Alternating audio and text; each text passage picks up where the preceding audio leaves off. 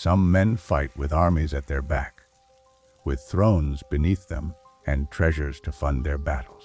Others rise with nothing but faith in their hearts and truth on their tongues, and yet shake empires to their knees. Omar Mukhtar was such a man. A humble teacher, a man of books and prayer, he became the roaring lion of Libya, defying the might of fascist Italy with nothing but courage, strategy, and the fire of resistance. Do not lose heart and do not grieve, and you will be superior if you are true believers. Surah Al-Imran 139, born in 1862 in a small village in eastern Libya. Omar Mukhtar was raised among the desert tribes of Cyrenaica. From his youth, he was marked by discipline, intelligence, and deep piety. He memorized the Qur'an, studied Islamic law, and grew into a teacher of religion. His students knew him as calm and humble, a man who preferred the silence of knowledge over the noise of power. But destiny does not always leave men to their chosen lives. The desert that nurtured him would soon demand from him not words, but war. Italy, seeking its empire in Africa, invaded Libya in 1911. The tribes, proud and free, suddenly found themselves under the boots of a foreign army. Villages were burned, families displaced, and lands seized. Resistance sprang up across the desert, scattered and fierce. But the Italians believed they could crush it with sheer force. They underestimated the spirit of a people who had never bowed to chains. It was in this moment that Omar Mukhtar stepped forward. He was already in his late 40s, a man who might have chosen the comfort of age. Instead, he picked up the sword of leadership. The tribe saw in him not just a commander, but a guide, a man whose faith was unshakable, whose honesty could not be bought, whose courage came not from rage but from conviction.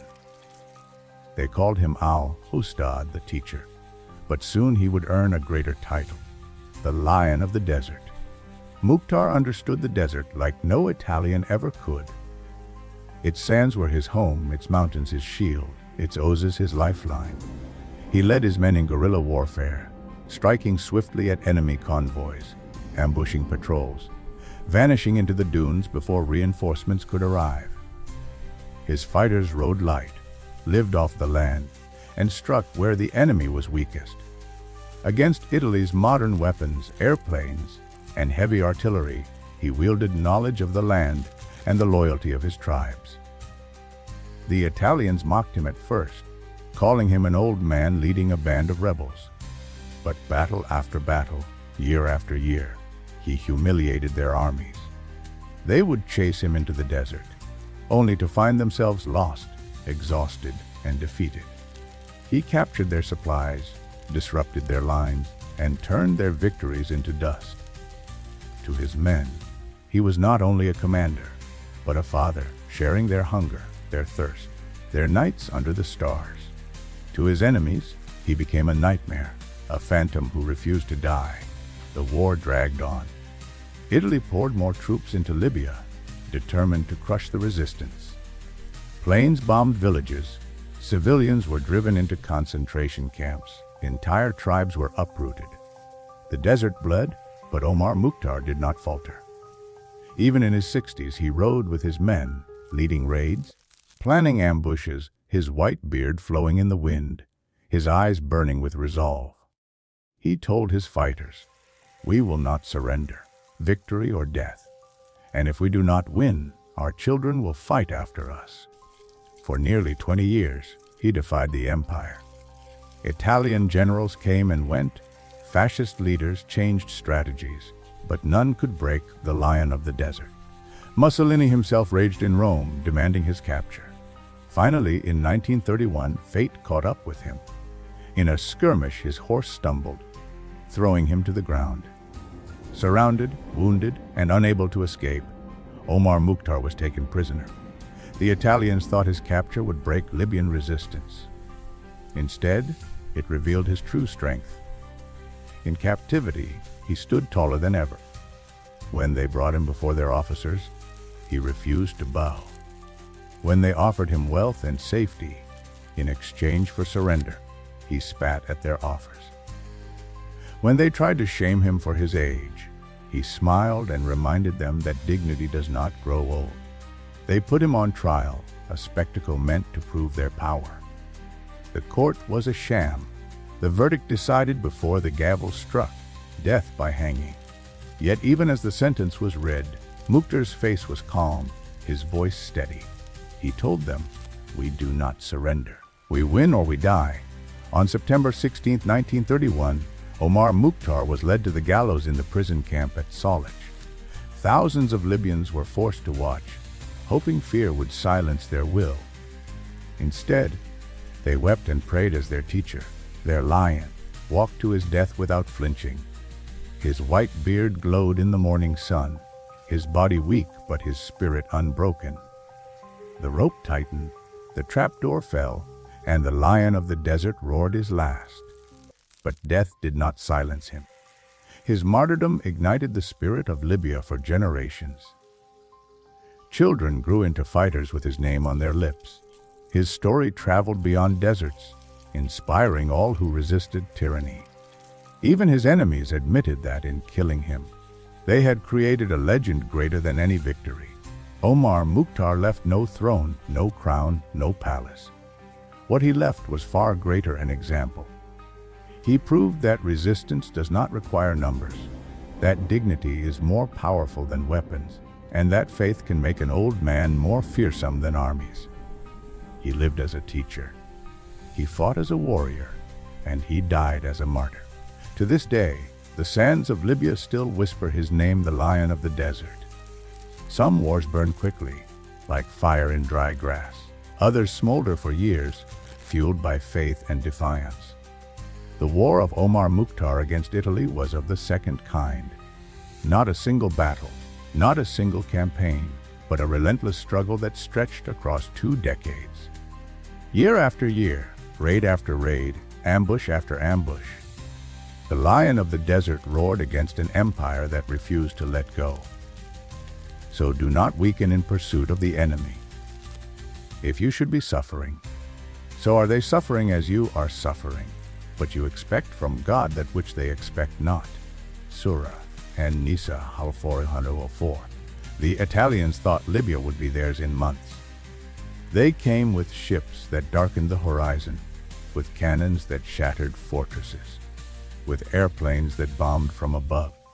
But they had entered a land they did not understand. The desert does not forgive arrogance. Its sands swallow those who do not know its ways.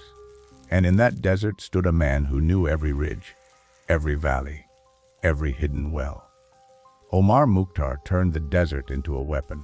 He trained his men in guerrilla warfare, small units that struck fast, vanished faster, and left chaos behind. They rode camels and horses across terrain where Italian vehicles broke down. They attacked supply lines, captured weapons, and disappeared into caves and oases before reinforcements could arrive. Italian soldiers marched with fear in their hearts, for they never knew when bullets would rain from the ridges, or when their convoy would vanish in flames. The battles were fierce, but Omar's resistance was more than war. It was endurance. His men survived on little, eating dates and bread, drinking from hidden wells. They fought without pay, driven by loyalty to their teacher. And Omar himself shared every hardship. He ate what they ate, slept where they slept, never asking of them what he would not endure himself. His beard turned white with age, but his spirit grew sharper. He was in his 60s, then his 70s, yet he still rode at the front, his rifle on his shoulder, his eyes fierce. The Italians grew desperate. General after general was sent from Rome, each promising Mussolini that he would crush the rebellion. Each returned humiliated, unable to tame the desert or break the will of the lion. The Italians tried brute force, burning villages, uprooting tribes, bombing from the skies. They forced civilians into concentration camps, hoping to cut Omar off from support. Tens of thousands of Libyans suffered behind barbed wire, starved, beaten, left in misery. But even this did not silence the resistance. If anything, it hardened it. When Italian soldiers captured fighters, they expected Omar to bargain for their lives. Instead, he told his men that death in battle was honor, that martyrdom was victory in itself. He buried the fallen with tears, but never with despair. Each funeral was a lesson freedom has a price, and dignity is worth more than life. His fighters swore they would never betray him, for they knew he would never betray them. As the years passed, Omar's legend spread far beyond Libya. Arab lands whispered his name with pride. Resistance fighters in distant regions spoke of him as an example. Even in Europe, Italian soldiers spoke of him with a mixture of fear and respect. He became more than a commander. He became a symbol. Proof that even the mightiest empire could be defied by a man who refused to bow. Yet the cost was heavy. The desert tribes suffered endlessly. The concentration camps grew, their barbed wire holding entire families captive. The Italians brought new weapons, new strategies, determined to choke the resistance once and for all. Still, Omar endured. When asked why he did not surrender, he replied with simple words: "We will never stop fighting. We win or we die. And if we do not win, our children will fight after us." Even his enemies could not deny his strength. Italian officers wrote of him with grudging admiration, calling him a man of unshakable resolve, a warrior who fought with honor. They admitted that despite all their firepower, they could not defeat the old teacher. For nearly 20 years, Omar Mukhtar held the desert in defiance. He led his men through storms of bullets, through hunger and thirst, through betrayal and suffering. Each day he lived was a victory, each raid a reminder that Libya would not kneel. He grew old in the saddle, his beard white, his body weary, but his spirit only stronger. He was not just a fighter. He was a father to his men, a shepherd of his people, and a lion whose roar echoed far beyond his desert. But lions, no matter how fierce, cannot fight forever. Time and fate move against even the strongest. The Italians had failed to break Omar in 20 years of war, but they knew that if they could not defeat him in battle, they must capture him in a moment of weakness. And in 1931, destiny would deliver their chance. Every man knows he must one day die, but some choose how they will meet death. For Omar Mukhtar, the lion of the desert, death would not come in silence or surrender. It would come as it had lived within him, fierce, dignified, and unbroken. Among the believers are men who were true to their covenant with God. Some of them fulfilled their vow by death, and some are still waiting. They never changed their determination in the least. Surah Al-Ahzab 30-32 by 1931. Omar Mukhtar had fought Italy for nearly 20 years. His beard was white, his body weary. Yet his eyes still burned with the same fire as the day he first rode out. Mussolini, enraged that an old man had defied his empire for so long, demanded an end to him at any cost. The Italians tightened their grip. They herded thousands of civilians into camps, starved entire tribes, cut off supplies, and patrolled the desert with planes and vehicles. Still Omar fought on, refusing to surrender, his men striking wherever opportunity arose. Then fate turned. In September of that year, during a skirmish near the village of Cyrenaica, Omar's horse was shot. He fell, injured, unable to mount again. Surrounded by Italian troops, his guards slain, he was captured. The desert that been his shield for decades could not save him this time. For the Italians, it was a triumph. For his people, a wound deeper than any battle. He was taken in chains to Benghazi. Soldiers marched him through the streets, hoping to break the spirit of the Libyans by showing their lion caged. But the sight had the opposite effect. People wept and whispered prayers as he passed, for even in captivity he carried himself with dignity. His head was held high, his face calm, his eyes unwavering. He was no defeated man. He was a martyr awaiting his crown. The Italians staged a trial, but it was no trial at all. The verdict was decided before the court convened. They accused him of leading raids, of defying their rule, of being the very heart of resistance. Omar did not deny it. He stood before them, weak in body yet unbroken in spirit, and declared, "I fought for my land. I fought for my people. I will not surrender." His words cut deeper than any sword, for they revealed the truth the Italians could never silence. The sentence was death by hanging. They scheduled the execution for the very next day, determined to erase him quickly. They gathered thousands of Libyan prisoners from the concentration camps and forced them to witness it, believing that fear would extinguish the fire of resistance once and for all.